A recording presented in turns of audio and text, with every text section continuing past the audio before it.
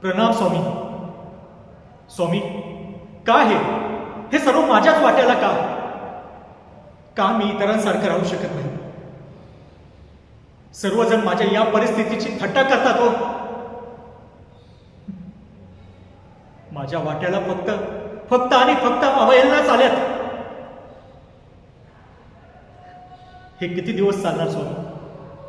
आणि कधीपर्यंत? माझी परिस्थिती बदलणार नाही का?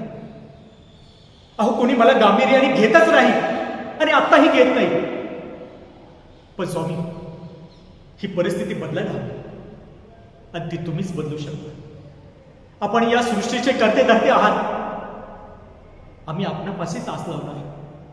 स्वामी, आपल्या सेवेत माझ्याकडून कुठल्या प्रकारचा खंड पडला हो? सांगा. बस, परंतु आता पुढे झालं, यापुढे नाही. स्वामी, आता मला आशीर्वाद द्या. मला वाचा सिद्धी द्या स्वामी, मला वाचा सिद्धी द्या.